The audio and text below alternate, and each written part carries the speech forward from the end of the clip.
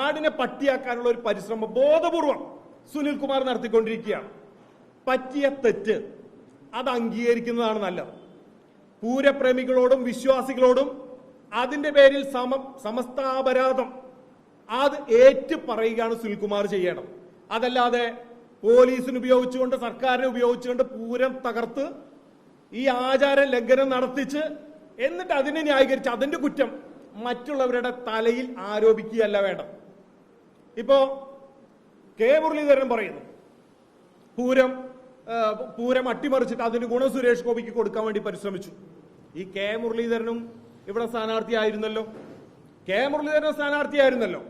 BJPയും കോൺഗ്രസും പൂരപ്രേമികളും എല്ലാവരും ആരോപിച്ചത് പൂരം അട്ടിമറിച്ചത് ഇടതുപക്ഷവും പോലീസും ചേർന്നിട്ടാണെന്നാണ്.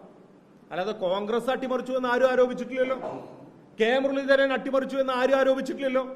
അങ്ങനെയാണെങ്കിൽ പൂരം അലമ്പാക്കിയതിന്റെ അതിന്റെ ഗുണം എന്തേ മുരളീധരന് കിട്ടിയില്ല? സുരേഷ് ഗോപിക്ക് മുരളീധരൻ ഒരുപോലെ കിട്ടണമല്ലോ.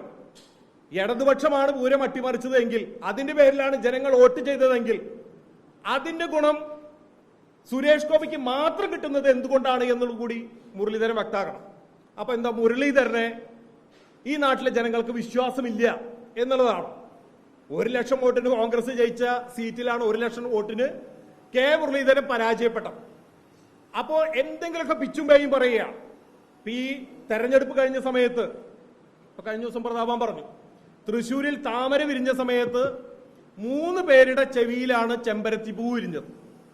അതൊന്ന് പ്രതാപന്റെ ചെവിയിൽ തന്നെയാണ്. നമ്മൾ സാധാരണ പറയാറുണ്ടല്ലോ, ഭ്രാന്തുള്ളവര് സ്വയം എനിക്ക് ഭ്രാന്തുണ്ട് എന്ന് പറയില്ല, മറ്റുള്ളവരെ ചൂണ്ടി ഭ്രാന്തുണ്ട് എന്ന് പറയും. തൃശ്ശൂരിൽ താമര വിരിഞ്ഞപ്പോ ആദ്യം ചെമ്പരത്തി പൂവ് ചെവിയിൽ വിരിഞ്ഞത് പ്രതാപന് തന്നെയാണ്. രണ്ടാമത്തെ ചെമ്പരത്തി പൂവ് പ്രതാപൻ കാലുവാരിയിട്ടുള്ള മുരളീധരന്റെ ചെവിയിലാണ്. മൂന്നാമത്തെ ചെമ്പരത്തി പൂവ് ഇന്നത്തോടുകൂടി മനസ്സിലായി അത് സുനിൽകുമാറിന്റെ ചെവിയിലാണ്. യാഥാർത്ഥ്യങ്ങൾ മനസ്സിലാക്കാൻ തയ്യാറാക്കണം. തൃശ്ശൂരിലെ ജനങ്ങൾ ആരും പൊട്ടന്മാരൊന്നുമല്ല.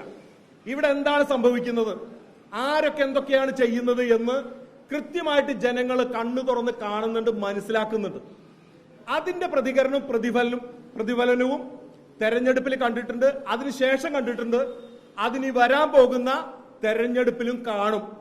അതുകൊണ്ട് വസ്തുതകൾ അംഗീകരിച്ച് പറ്റിയ തെറ്റ് ഏറ്റുപറഞ്ഞ് തൃശ്ശൂരിലെ പൂരപ്രേമികളോടും ക്ഷേത്രവിശ്വാസികളോടും മാപ്പ് പറയാൻ സുനിൽകുമാറും ഇടതുപക്ഷവും തയ്യാറാക്കണം എന്നാണ് ഭാരതീയ ജനതാ പാർട്ടിക്ക് ആവശ്യപ്പെടാൻ.